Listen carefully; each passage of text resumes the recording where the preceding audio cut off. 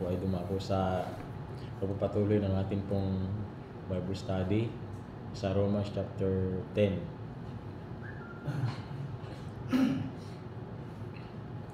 Basahin po natin mula 1 hanggang dito po sa 13. 1 to 13.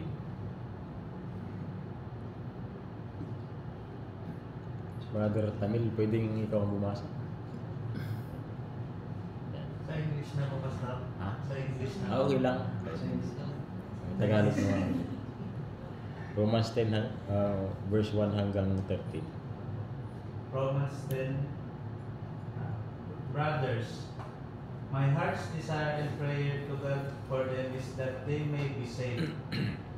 For I bear them witness that they have a zeal for God, but not according to knowledge.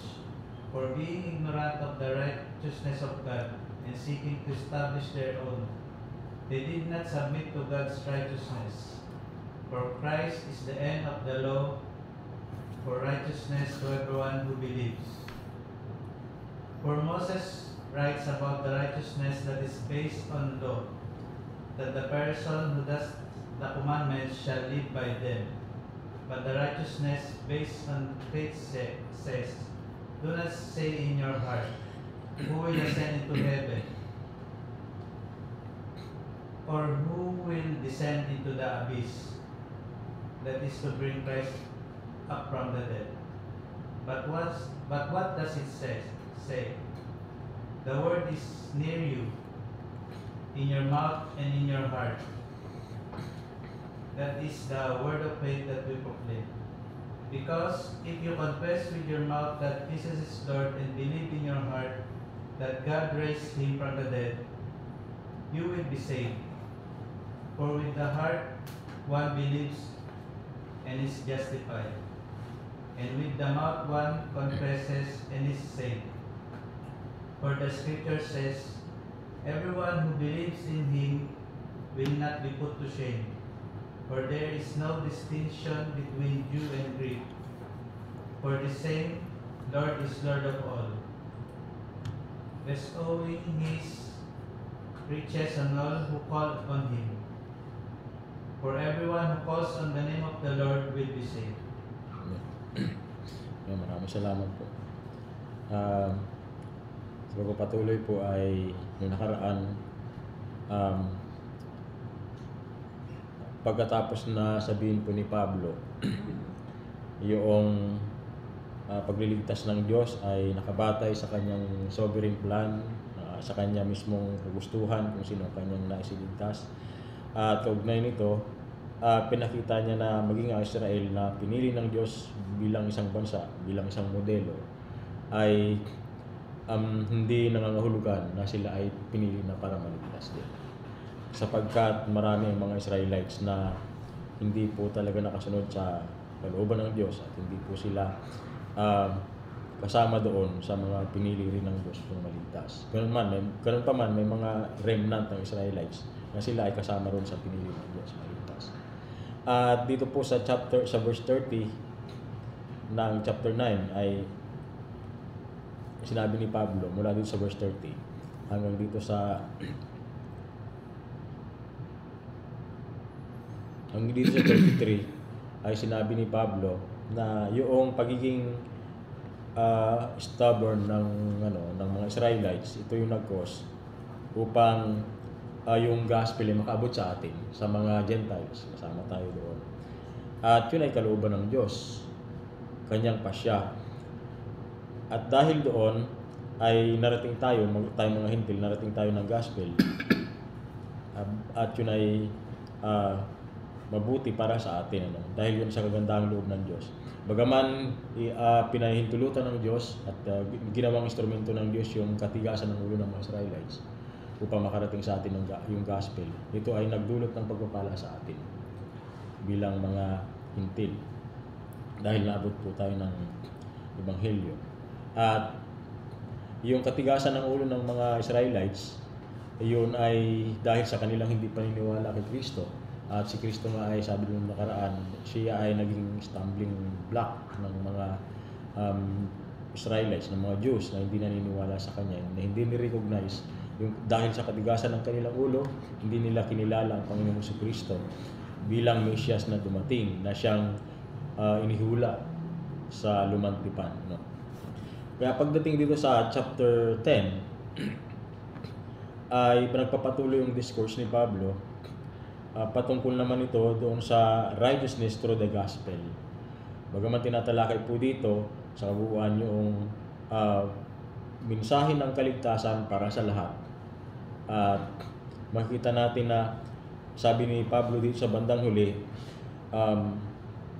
ng binasang talata kanina, for everyone who calls on the name of the Lord will be saved. Ibig sabihin ay wala po doong exemption, walang pinipili ang Diyos na espesyal, kundi ito ay ayon sa kanyang pasya para sa lahat, para sa lahat ng lahi ay pwedeng maligtas. Kaya yung message ng salvation ay para sa lahat ng tao. And then makikita po natin na ang binabanggit ni Pablo yung patungkol doon sa zeal ng mga Israelites sa pagsunod sa kautusan.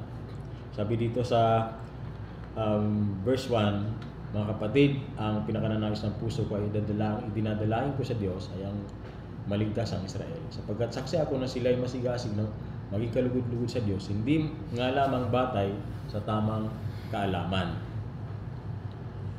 So, hindi naman natin pwedeng sabihin na itong mga Israelites ay mahina ang isip. Wala silang alam.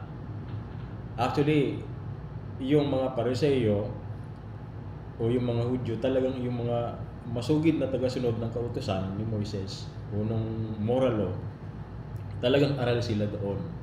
At kabisado nila yung bawat detalye ng kautusan. Kaya hindi natin pwedeng sabihin na wala silang i-interpret ito na gano'n ang kahulugan, na wala talaga silang alam. Ang ibig sabihin lang ni Pablo,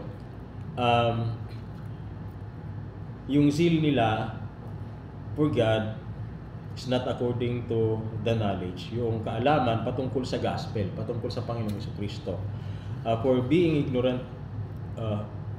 ignorant of the righteousness of God. Sabi dito sa verse 3, dahil hindi nila kinikilala ang pamamaraan ng Diyos. Yung pamamaraan ng Diyos ang hindi nila kinikilala, hindi nila alam. Or actually, nakikita nila, alam nila na ang Panginoong Jesucristo, obvious talaga na mula pa sa lumang tipan, doon sa prophecies tungkol sa Panginoong Jesucristo, tungkol sa Mesiyas, ay ito'y alam nila. Pero dahil sa kanila pong zeal sa pagsunod sa law, ay hindi nila napansin ang pagdating ng Mesiyas, na siya na pala yung dumating na tagapagligtas. Kagaya nga ng natalakay natin nung nakaraan, na dahil ito sa kanila pong masugid na pagsunod sa kautusan, their opposition of the gospel po ay hindi ito dahil ayaw talaga nila sa Panginoon o ano pa man, kundi yung kanilang pagsuway o yung kanilang rejection ng gospel, ito po ay according to the principle of their respect of the law, yung batas ni Moises. Sapagkat para sa kanila ay wala nang ibang dapat masunod, para wala nang iba tayong dapat kilalanin, dapat sundin, kundi yung law lang ni Moses. Dahil takot sila, baka sila ay mapahamak. At ganon din naman, yung kanilang pagsunod, magbe-benefit talaga yung kanilang sarili doon. Sapagkat pag sila nakakasunod, syempre proud sila dahil righteous sila sa kanilang sarili. At isang bagay din doon ay yung kanilang zealousness sa pagsunod sa kautusan, sapagkat natatakot na sila na baka mamaya yung 400 years na yun, na silent years, maraming pumasok na iba't ibang katuruan at hindi naman nangusap ang Diyos. Silent years nga Tapos biglang dumating ang Panginoong Jesucristo, di ba? Kung isipin, magugulat talaga sila, magtataka sila. Wala namang ang Diyos din naman nangusap sa atin, wala namang propeta na nagpatiuna sa atin na sabihin na darating ng Mesyas. At biglang dumating ang Panginoong Jesucristo. Kaya hindi nila pinaniwalaan, hindi nila tinanggap ang Panginoong Jesucristo. Na kung tutuusin, sa mga sa mga ginawa ng Panginoong Jesucristo na miracles at yung mga mahimalang bagay na ginagawa niya, yung mga pagpapagaling niya, ito'y patunay, pagpapakita ng Panginoon ng kanyang kapangyarihan bilang anak ng Diyos. Sabi nga doon sa John, doon sa huling chapter ng John, ay nasulat ito upang kayo sumampalataya na sa Jesus ang anak ng Diyos at sa inyong pagsampalataya kayo magkaroon ng buhay na walang hanggan. Yun yung purpose ng John Yun yung purpose ng pagtala ni John ng mga ginawa ng Panginoong Jesucristo. Yung mga ginawa ng Panginoong Jesucristo yon ay gusto niyang patunayan na siya talaga yung anak ng Diyos at dapat silang sumampalataya upang sila maligtas. Pero dahil nga sa hindi sila naniniwala, hindi nila nireject talaga nila ang Panginoon sapagkat masugid yung kanilang pagsunod sa kautusan ni Moises. Para sa kanila, ay talagang dito na tayo, mag-stick tayo dito para yung pabor ng Diyos ay matanggap natin. Sa atin lang yung pabor ng Diyos.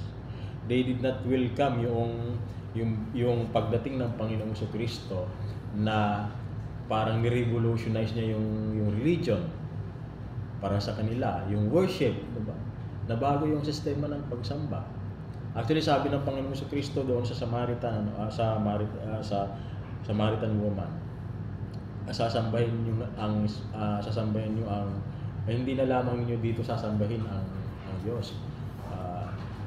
Sabi nga doon ay sambahin mo ang Diyos sa espiritu at sa katotohanan. So, kahit saan pwede naman sumamba sa Panginoon. At kung nasa iyo ang Panginoong Jesucristo, kung nasa iyo ang banal na espiritu, kung nananasa iyo ang Panginoong Jesucristo, ay pwede mo na siyang sambahin. Ang pagkaunawa ng mga Pariseo, at dahil pagdating ng Panginoong Jesucristo, siya na talaga yung object ng worship. Pero ang pagkaunawa ng mga Pariseo, hindi sa sinagoga lamang ang ating place ng worship. So nabago ngayon yung sistema ng pagsamba na ito ay ina-advocate ng Panginoong Jesucristo, which is siya naman talaga yung katuparan ng law nung mga practices ng mga Hudyo. Siya yung katuparan nun eh. Kaya siya yung righteousness ng law. Sabi nga dito sa verse 4, for Christ is the end of the law, for righteousness to everyone who believes. Sabi doon. And yung kanilang zeal ng mga Pariseo o ng mga Hudyo ay patunay ito'y proof ng kanilang ignorance sa katwiran, sa righteousness na nais ng Panginoon, na gusto ng Panginoon. Kaya sabi dito sa verse 5, for Moses writes about the righteousness that is based on the law, that a person who does the commandments shall live by them. Of course, kapag kayo gumagawa at ikaw ay nagko-comply dun sa requirements ng law, mabubuhay ka ayon dun sa law. Pero dito sa verse 6, but the righteousness based on faith says, do not say in your heart who will ascend into heaven. Yung sino ang para si Kristo ay pababain, no? At sabi dito, that is to bring Christ down, or who will descend to abyss, that is to bring Christ up from the dead. But what does it say? The word is near you, in your mouth and in your heart. That is the word of faith that we proclaim. Anong ibig sabihin po dito ni Pablo? Yung batas ni Moises, yung law ni Moses, ito ay kapag yung itinupad, makakaroon ka ng pabor batay doon sa pagsunod mo sa kautusan. Batay lamang doon sa pagsunod mo sa kautusan. At wala naman talagang nakatupad ng kautusan, diba? So walang pabor silang matatanggap sa Diyos. At kaya nga kinakailangan dumating ng Panginoong Jesucristo, magkatawang tao. At ang totoo, magkakaroon ka lamang ng tamang righteousness o yung righteousness na katanggap-tanggap sa Panginoon ay ito sa pamamagitan ng pananampalataya. At itong righteousness through faith ay hindi ito kayang gawin ng tao. Nang kahit sino man na nag-claim na siya ay nagpo-profess na siya ay religious, na siya ay righteous, na siya ay matuwid. para maging righteous, hindi tayo ang gagawa. Yun ang message ng mga talata dito. Kaya nga sabi dito, it is not like the law, yung righteousness based on faith, yung pagiging matuwid sa pamamagitan ng pananampalataya. Ito ay hindi katulad ng pagsunod sa kautusan, no? Para tayo ay gumawa, para tayo ay magkamit ng pabor sa Panginoon. Kaya sabi dito sa verse 6 sa Tagalog, tungkol sa pagiging matuwid batay sa pananampalataya, huwag mong sabihin sa iyong sarili sino aakyat sa langit upang pabubuhay si Kristo. Huwag mo rin sabihin sino ang bababa sa kailaliman upang muling buhay si Kristo. Sapagkat ganito ang sinasabi, malapit sa iyo ang mensahe na sa iyong bibig, na sa iyong puso. And then sabi po dito sa verse 6, dito sa 9, because if you confess with your mouth that Jesus is Lord and believe in your heart that God raised Him from the dead, you will be saved. So, yung tinutukoy ni Pablo dito na sino ang gagawa ng paraan, sino ang mayroong kakayahan para si Christ, na siya yung ultimate sacrifice, ay pababain. Walang makakagawa nun, kundi ang Panginoong Jesucristo lamang. Diba? Kasi nga, wala naman tayong kakayahan ng tao. Ibig sabihin lang po nun ay sino ang makakagawa ng paraan para maging righteous sa harapan ng Diyos. Ang Diyos lamang ang mayroong kakayahan gumawa nun sapagkat siya ay Diyos. Siya ay makapangyarihan sa lahat at ang kanyang pamamaraan ay sa pamamagitan ng Panginoong Jesucristo, sa pamamagitan ng kamatayan ng Panginoong Jesucristo, ng kanyang pagkakatawang tao upang mamuhay siya ng matuwid at mamatay doon sa krus para sa ating mga kasalanan. Sabi dito, Jesus, hindi lamang yung sa 9 ulitin ko, because if you confess with your mouth that Jesus is Lord and believe in your heart that God raised Him from the dead, yung pagiging Panginoon ng Panginoong Jesucristo, yung kanyang pagkakatawang tao at saka yung kanyang pagkakatawang tao, pamumuhay niya na matuwid, at yung kanyang kamatayan at yung kanyang muling pagkabuhay ay gawa ng Diyos Ama. At iyon yung kinakailangan na para magkaroon tayo ng righteousness, hindi yung righteousness according to the law, kundi according sa pananampalataya natin sa gospel. Yung gospel na yun, ito yung sinasabi ni Pablo. Yung gospel na yun ay yung pagkakatawang tao ng Panginoong Jesucristo sa pamamagitan niya mismo, at ito ay yung gawa ng Diyos lamang, yung monergistic na pamamaraan ng pagliligtas ng Diyos sa atin. At yung pagkatawang tao ng Panginoong Jesucristo, pamumuhay niya ng matuwid, yun yung kinakailangan i-confess natin. Sabi dito ay dahil siya ay matuwid sapagkat siya ay Diyos, sapagkat siya ay Panginoon. At yung kanyang kamatayan ay gawa rin ito ng Diyos at hanggang sa kanyang muling pagkabuhay, di ba? At lahat ng yon ay ginawa ng Diyos upang tayo ay maging matuwid sa harapan niya, yung mga sumasampalataya. Ito yung gospel. Kaya once na sinampalatayanan natin yung gospel, tayo ay magkakaroon ng righteousness sa harap. Magiging righteous tayo sa harapan ng Diyos. So, hindi lamang ito basta confession, yung sinasabi dito na if you confess with your mouth that Jesus is Lord and believe in your heart that God raised Him from the dead, you will be saved. Hindi lamang po ito yung mere confession, ano? Na yung magpo-profess ka na ikay Christian, ako'y Kristiyano dahil sumisimba ako sa church na yun, ano? Ako naman ay dumadalo rin sa sinagoga, Kristiyano ako. Christian ka din yan. Di ba sa atin sa panahon natin ngayon, parehas pala tayong Christian. Yung quote-unquote na term na Christian, parang palasak siya. Magbasa ka lang ng Bible, umattend ka lang ng church, kahit na hindi na unawaan yung gospel, hindi na unawaan kung ano yung pinipreach ng pastor, basta umattend sa church, Christian din yan. Pero, ang tanong yung buhay niya. Pag binalikan natin yung confession ng faith, ito po ay pagdideklara kasi, public declaration ito, public confession ito ng faith ng mga Christian during that time. Na ito ay, ang katumbas nito ay buhay. Kasi, noon, ang pag-confess mo tungkol kay Kristo ay pagtalikod mo sa mga pagan practices ng Roma. Ibig sabihin nun ay pag-defy mo doon sa mga pamamalakad ng mga Romans tungkol sa pananampalataya. At pag nalaman ito ng Roman government, ng empire, ay tutubusin kayo at para patayin. Kaya noon, kapag ka nag-confess ka, ibig sabihin ito, totoo ka talagang Kristiyano. Na-save ka talaga. It's not necessarily na ikaw ay nag-confess, saka ka lamang na-save. Kundi, ito'y proof na ikaw talaga ay save na.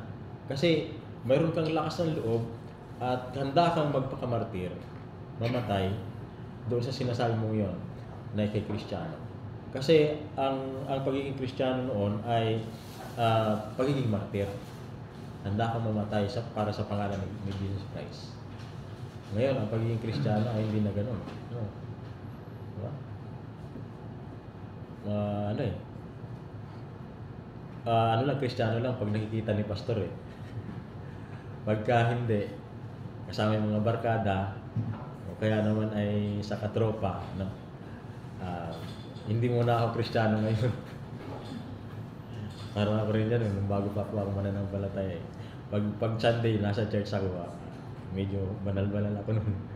Pero pagbalik ko ng Lopez, doon sa pinapasukan church, kung saan nandoon yung school, pinapasukan ko. Balik ako sa inuman. Pag-inuman. Parang hindi Kristiyano eh. Pero noon ang Kristiyano ay talagang mayroong tinatawid na bakod. At yung pag tumawid ka doon sa bakod na yon, ay hindi ka nakabilang doon sa kabila. It means disciple ka talaga ni Christ. Tagasunod ka talaga ni Christ. Yung bakod na yon, yun yung mga requirements. Kaya nga hindi pwede na ikaw ay Kristiyano na, wala ka nang gagawin mabuti. Yung pagsunod kay Jesus Christ, ibig sabihin yun yung pag-imitate mo sa character ni Christ, kasama doon yung pamumuhay mo ng matuwid. Ayon kay Jesus Christ mismo. Kaya noon ay paninindigan talaga ang pananampalataya. At ang pagpapahayag mo na ikaw ay tagasunod ni Kristo o ikaw ay isang Kristiyano ay patunay ito na ikay ligtas ng isang tao. Kasi handa mong ibuwis ang buhay mo para sa Panginoon. Hindi mo pwedeng itanggi ang Panginoon sa Kristo kung talagang kung talagang totoong siya ay ikaw ay na-born again. Mahirap itanggi yun. Diba? Halimbawa, ikaw ay isang Kristiyano, tapos mayroong mga terorista, Muslim terrorist. Tapos, para ikaw ay maligtas, iligtas ka nila, i-confess mo publicly na si Muhammad ang totoong propeta at si Kristo ay hindi Diyos. Iko-confess mo yun publicly. Sasabihin mo na si Kristo ay hindi Diyos at si Muhammad lamang ang tunay na propeta. Pero kung tunay kang Kristiyano, hindi mo magagawa yun. Kahit na patayin ka nila. Ganon ang pagiging Kristiyano noon. Ngayon ay ito yung question sa atin, ito yung katanungan sa atin bilang mga Christians na kaya ba nating kung dumating man sa punto na yun. Kahit ako hindi ko sure yun eh. Diba? Mahirap, pero ang Panginoong Jesucristo kasi ang magbibigay ng lakas sa atin. Pero kung sa ating sarili at dumating man yung tagpong yun, ay mahirap naman magpaka-ipokrito, no? Kaya ko, titiisin ko, Lord. Pero mahirap yun. Paano kung dumating talaga yung time na yun, ano? Pero ganoon pa man bilang Kristiyano, bibigyan tayo ng lakas ng Panginoon upang mapagtagumpayan yung mga bagay na yan. At makayanan natin ang manindigan sa ating pananampalataya, gaya ng mga sinaunang Kristiyano. Kaya napakahalaga ng confession noong panahon na yun. Sabi dito, and for the scripture says, everyone who believes in Him will not be put to shame. Hindi ka mapapahiya. Kaysa naman sa iyong tanggi, pag-reject sa Panginoon, pag-deny sa Panginoon, in the midst of persecution, ay ikaw ay kahiya-hiya ka sa Panginoon. Diba? Pagdating ng paghuhukom, itinanggi mo pa ng Panginoon. Tinan po natin si Peter. Nakakahiya yung kanyang ginawa ng pag-deny sa Panginoon. Bagaman sa bandang huli ay pinagsisihan niya yun. At siya ay nanumbalik sa Panginoon. At siya ay nag-commit sa paglilingkod sa Panginoon.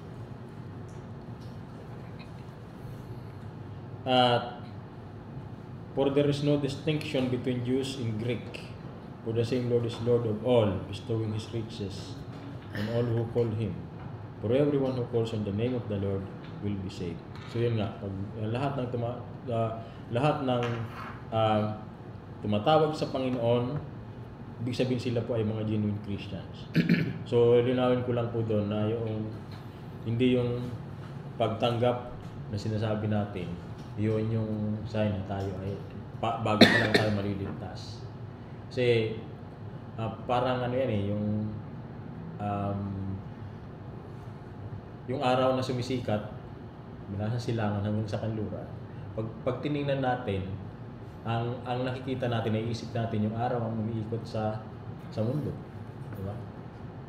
Pero ang totoo na pangyayari, ang mundo ang umiikot sa araw. Ganon din yung pagiging ligtas natin, yung pagiging born again natin. Yung regeneration, mayroong naunang nangyari sa atin. Ang tawag nito ng ibang mga theologians, phenomenological order. Kumbaga yun yung nakikita natin.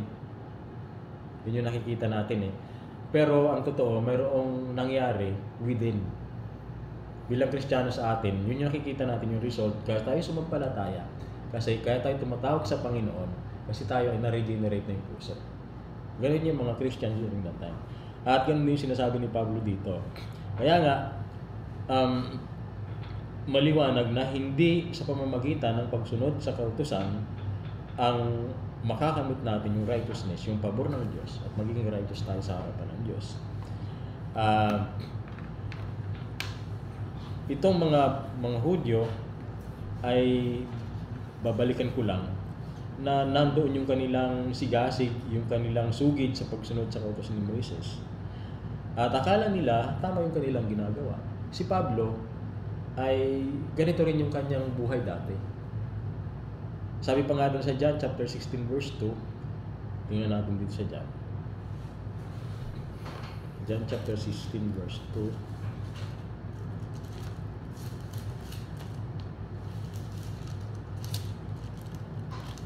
Sabi dito, they will put you out of the synagogues. Indeed, the hour is coming when whoever kills you will think he is offering service to God. At si Pablo ay credible siya na source kung gaano kasigasig itong mga Hudyo na ito sa pagsunod nila sa kautusan. Kasi siya ay ganun din eh. Diba? At tama ay talaga yung kanyang ni Pablo, yung kanyang pagtingin, yung kanyang evaluation. Dahil siya ay ganun din mismo nung panahon na yon. Inuusig niya yung mga Kristiyano at yun nga yung punta niya ng Damasco, doon siya kinatagpo ng Panginoon. Yung pagpunta niya yun ay tinutugis niya yung mga Kristiyano para patayin, para isuplong, para ikulong sila, hulihin at ikulong. At sa palagay niya, yung ginagawa niya yung para sa Panginoon. Kaya nakita niya yung sarili niya dito sa mga Hudyo na ito na masugid sa pagsunod sa kautusan, na they think that they are doing those things for the Lord, para sila ay maging righteous sa paningin ng Diyos. At yung mga Kristiyano, para sa kanila ay mga heretics, mga lumalabag sa kautusan, mga sumusuway sa kautusan. Pero Wala kasi silang knowledge talaga. Hindi nila alam yung gospel, yung tungkol sa gospel, yung tungkol sa karunungan ng Panginoon para sa kaligtasan, which is ang Panginoong Jesucristo. Yung gospel ng Panginoong Jesucristo. Yung sinasabi ko kanina na hindi nila ito tinanggap. Dahil sa kanilang sigasig sa pagsunod sa kautusan, binulag sila ng kanilang kawalan ng pananampalataya sa Panginoon. At yung kanilang kabulagan na yon ay magbubulit sa kanila sa kapahamakan sa impyerno. They did not submit to God's righteousness. So ayaw nilang magpasakop sa righteousness ng Diyos. Ibig sabihin, yung bagaman sila ay sumusunod doon sa kautusan ni Moises, na sa palagay nila ay righteous na sila doon, pero kasi yung mga dinagdag nilang kautusan, ito ay lalong nagpapalala ng kanilang pagiging malayo sa kalooban ng Diyos, sa righteousness ng Diyos. Samantalang yung righteousness na hinihingi ng Diyos ay perfection, pagiging ganap, at ito ay makakamit lamang ng isang tao hindi sa pamamagitan ng pagtupad sa kautusan, kundi sa pamamagitan ni Kristo. At paano natin makakamit yon? Sa pamamagitan ni Kristo, sa pamamagitan ng pagsampalataya, pagsisisi at pagsampalataya sa Panginoong Jesucristo, pagsisisi sa kasalanan, no? At pagsampalataya sa Panginoong Jesucristo. Yun nga yung sinasabi doon sa verse 9, na yung confession natin ng tungkol sa Panginoong Jesucristo, ano yung confess natin, paniniwalaan natin na si Jesus ay nagkatawang taong anak ng Diyos.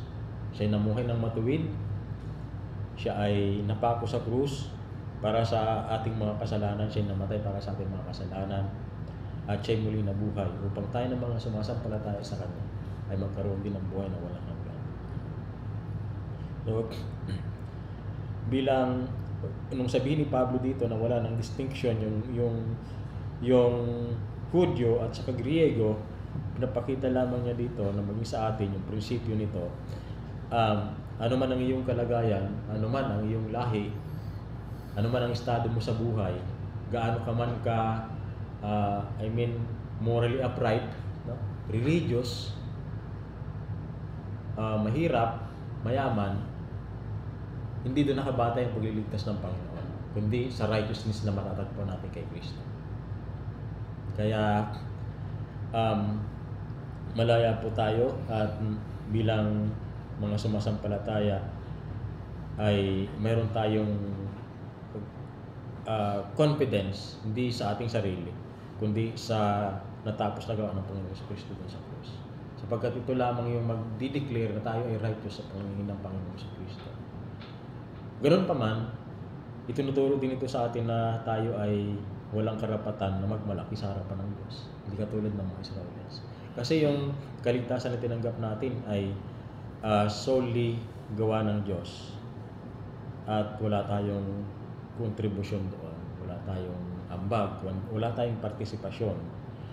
Bagaman, doon sa pamumuhay natin, pagpapabanal, ay mayroon tayong dapat gawin. Kailangan makita yung sanctified life natin sa pamamagitan ng pamumuhay ng naayon sa kalooban ng